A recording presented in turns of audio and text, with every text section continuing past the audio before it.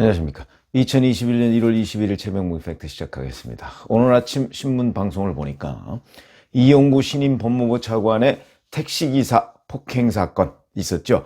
지금 현재 검찰이 수사 중인데 이 검찰이 그 당시의 블랙박스 영상을 복원했다. 이런 기사가 일제히 났습니다. 그러면 이 내용이 무엇이고 이 과정에서 어떤 것이 쟁점이 돼야 하는가, 이런 문제에 관해서 말씀을 드리겠습니다. 우선 이 택시기사 폭행 사건은 언제 있었냐면 작년 11월 6일 밤 한 11시에서 11시 반 요 정도 사이에 있었던 일입니다. 이용구 당시에는 변호사죠. 변호사가 본인의 자택인 서초동의 한 아파트 앞에 택시를 타고 도착을 했는데 아마 술에 취해서 잠이 들어 있었던 모양입니다. 그런데 택시기사가 내려서 이제 깨우니까, 내려서 깨운 것 같진 않아요. 하여튼 택시기사가 안에서 깨우니까 그 택시기사의 목덜미를 잡으면서 욕설을 하고 폭행을 했다. 이게 이제 그 처음에 요지인데, 자, 그래서 이제 관할파출소에서 신고를 받고 출동을 했는데 이 관할파출소 얘기는 이거는 특가법상 운전자 폭행이다. 일반적인 단순 폭행과 달리 특가법상 운전자 폭행은 가중처벌됩니다. 그러니까 굉장히 중대한 범죄입니다. 그래서 그렇게 얘기해서 이제 사건을 서초파출소에서 서초경찰서로 넘겼다는 거 아닙니까?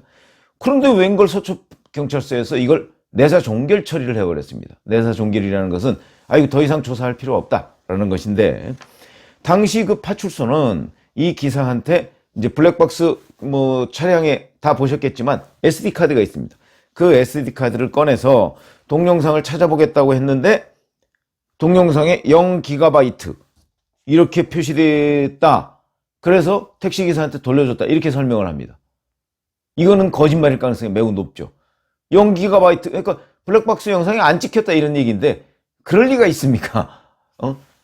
블랙박스 영상은요, 전에 찍혔던 거를 그 계속 운행을 하면 이렇게 덮어 씌우기로 찍힙니다. 그러니까 만약에 그 직후나 다음날 정도에 그걸 꺼냈다면 당연히 그 영상에 찍혔을 거라고 봐야죠. 근데 하여튼 설명은, 그래서 블랙박스 영상이 없길래 돌려줬다. 이런 식으로 설명을 하고요. 그래서 이 택시기사가 다음날 블랙박스 업체를 찾아갔다고 합니다. 찾아가니까 이 업체가 폭행 장면이 담긴 그 SD카드 영상을 확인을 했고, 그래서 택시기사가 그 영상을 자기 휴대전화로 찍었다고 합니다. 그런데 바로 그날, 이게 이제 사건이 서초경찰서로 넘어간 날이죠. 그날 이용구 변호사 쪽에서 전화를 해서 이 택시기사하고 합의를 합니다. 돈을 줬겠죠, 아마. 모르긴 몰라도. 돈을 줘서 합의를 합니다.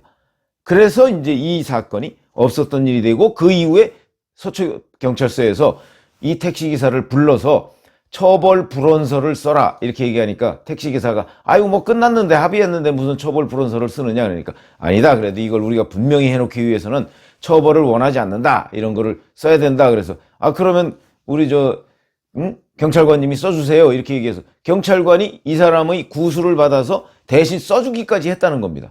참 친절한 경찰이죠. 그 써줬다는 걸 뭐라고 하는 건 아니지만 보통 사람도 경찰에 가서 이 정도의 대접을 받을 수 있는가 하는 부분을 우리가 문제 삼는 겁니다. 어쨌든 간에 결국은 운행 중 폭행이었던 것으로 보이는데, 그런데도 여튼 서초경찰서는 내사 종결을 했는데, 내사 종결의 이유가, 이건 물론 차후에 설명한 일이지만 블랙박스 영상이 없었기 때문에 현행범으로 체포하기가 어려웠고, 그 다음에 택시가 정차 중에 벌어진 일이다. 이게 정차 중에 벌어진 일과 주행 중에, 운행 중에 벌어진 일은 운전자 폭행 여부와 관련해서 굉장히 중요한 기준이 됩니다. 정차 중에 벌어진 일은 운전자 폭행이라고 하기가 어렵고요. 운행 중에 벌어진 일은 운전자 폭행 혐의를 딱 적용할 수 있습니다. 그런데 이렇게 그러니까 얘기했습니다. 정차 중에 벌어진 일이고, 그 다음에 택시기사가 처벌 불원서를 냈다. 그렇기 때문에 입건하지 않았다. 이제 이런 얘기죠. 이렇게 설명을 했습니다. 자, 그런데 그럼 영상에는, 과연 이 복원한 영상에는 뭐가 들어있느냐? 이런 겁니다. 술에 취한 이용구 차관이 운전기사의 목을 뒤에서 이렇게 잡는 그런 모습이 거기에 담겨 있다고 합니다.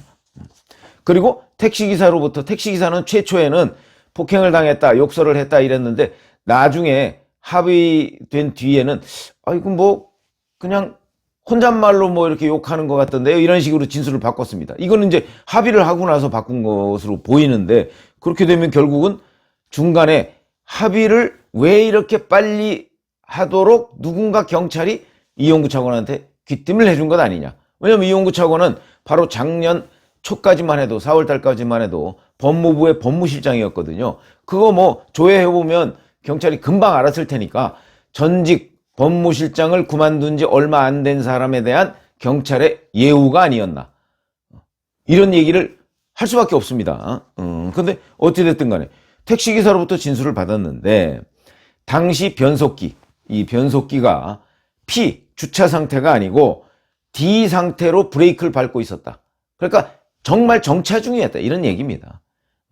주차 중이었으면, 주차뿐만 아니고 만약에 이제 깨우려고 한다면 보통의 경우에는 브레이크를 걸어놓고 피해 놓고서 뭐 내려서 깨우든가 이럴 텐데, 이 사람은 아마 그냥 D만 밟고 있는 상태에서 깨웠던 모양입니다. 그러니까 이제 거기에 이게 명백한 운전 중이었다는 얘기죠. 운전 중. 그러니까 특가법 적용이 가능하다는 것이다. 이렇게 얘기를 할 수 있고, 그럼 이제 이 블랙박스 영상 복원이 무엇을 의미하느냐, 이런 부분을 말씀을 드려야 될 텐데, 첫 번째, 서초파출소에서요 처음에 신고를 받고 출동했을 때, 자, 이거는 특가법상 운전자 폭행이다 이렇게 해서 서초서에 사건을 넘겼다고 합니다. 그러면은 결국 서초파출소에서 나갔던 경찰관도 경찰관의 최초의 판단이 옳았다. 그런데 서초경찰서에서 이걸 뒤집었다. 왜 뒤집었느냐, 이 부분이 중요한 것이죠. 그럼 그동안에 경찰은 계속해서 아까 제가 잠깐 말씀드렸지만 설명을 해왔습니다. 뭐 이게 운행 중이 아니라 정차 중이었고, 뭐 블랙박스 영상이 없었고 했는데, 블랙박스 영상을 지금 복원해 보니까 경찰이 그런 설명이 다 거짓말이었다, 이런 얘기죠. 그럼 경찰은 왜 거짓말을 했을까? 당시 법무부 법무실장이라는 그 직책을 가졌던 변호사, 이 사람이었기 때문에 당시 봐줬고, 사건이 문제가 된 이후에는 법무부 현직 차관이 있기 때문에 봐주고 그동안의 수사 결과에 대해서 경찰이 다 거짓말을 한 것 아니냐, 이렇게 얘기를 할 수가 있고요. 그러다 보니까 이제 두 번째로, 자, 그러면 경찰이 부실 수사, 봐주기 수사를 했다는 얘기인데, 이 부실 수사, 봐주기 수사는 누구 때문에 했느냐? 경찰이 알아서 모셨느냐? 아니면 이용구 차관이, 당시 이용구 변호사가 경찰의 상부, 뭐 서초서장이라든가 누구한테 전화를 해서 그 도움을 받았느냐? 굉장히 중요하죠. 저는 후자 쪽에 무게중심을 두고 있습니다. 틀림없이 전화를 했겠죠. 전화를 해서, 아유, 이렇게 됐는데, 다음날 이제 술 깨가지고, 이렇게 됐는데, 이거 미안하게 됐다. 어떻게 해서, 운전자는 내가 합의를 해서 사건이 없는 것처럼 할 테니까, 그러니까 좀 이거 좀 봐줄 수 없느냐? 내지는 그렇게 압박을 가할 수 있는 누군가 경찰 고위 관계자한테 전화를 했을 것이다. 연락을 취했을 것이다. 이렇게 지금 추정이 되죠. 그랬으니까 이거 왜 그러냐면, 단순 폭행은요, 왜 반의사불벌죄라고 하지 않습니까? 내가 처벌을 원하지 않는다 이러면은 처벌하지 않을 수 있습니다. 단순 폭행은. 그런데 이 특가법상 운전자 폭행은요, 반의사불벌죄가 아닙니다. 이거는. 그렇기 때문에 이거는 처벌을 원하지 않는다고 할지라도 경찰이 당연히 수사를 해서 처벌을 해야 되는 사건이다. 그렇게 본다면 결국은 경찰의 서초파출소의 최초 판단이 옳았는데 서초서에서 뒤집는 과정에 여러 가지 이용구 차관의 어떠한 구명운동도 있었을 것이고요. 서초파출소나 서초파출소의 파출소가 아니고 서초경찰서의 상위 어떤 사람으로부터의 외압도 있었을 것이다. 이렇게 추정을 할 수가 있는데, 검찰의 수사는 바로 그 대목에 집중이 돼야 된다 하는 것이고, 그 다음에 또 하나 이거보다 더 결정적인 문제가 있습니다. 11월 6일이면 본인이 12월 초에 차관이 된 거 아닙니까? 사건이 벌어진 지 한 달도 안 됐습니다. 그렇죠. 기억에 생생하고, 더군다나 그게 본인이 판사 출신 변호사니까 얼마나 명확하게 이게 제기가 된다는 사실을 알고 있었겠습니까? 그런데도 불구하고 아무 일도 없었다는 듯이 청와대 검증을 통과하고 신임 차관이 돼서 윤석열 검찰총장에 대한 징계에 앞장섰다. 이와 같은 양심불량이 어디 있습니까? 저 같은 경우는 정말 그 양심에 찔려서라도 그 자리에 못 갈 것입니다. 왜냐하면 이게 드러날 수도 있지 않습니까? 택시기사가 아무리 합의금을 받았지만, 이렇게 문제가 됐을 때, 합의금을 받았을 때는 이용구 씨라는 사람이 변호사였을 때고, 그 다음에 지금은 법무부 차관이 됐으니까 택시기사가 변심을 해서, 이건 문제다.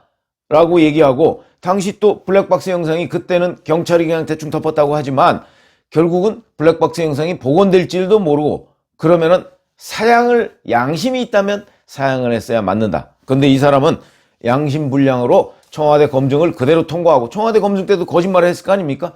최근에 뭐 이런 불미스러운 일이 어쩌고저쩌고 있었느냐? 없다. 그거 다 좀 무혐의 처리된 거다. 이렇게 거짓말을 했을 겁니다. 거짓말을 하고 청와대 검증을 통과하고 그 이후에 차관이 되고 그리고 나서 문제가 됐는데 그 이후에도 줄곧 거짓말을 했습니다.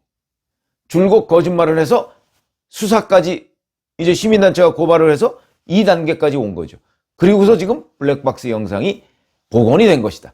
그러면 그동안에 경찰 뭐 이런 거 저런 거 다 거짓이고 그 뒤집히는 과정에 대한 수사도 벌여야 할 것이고 그 다음에 본인이 이렇게 양심불량으로 법무부 차관이 되는 과정도 낱낱이 드러나게 될 수밖에 없는 상황인데 글쎄요.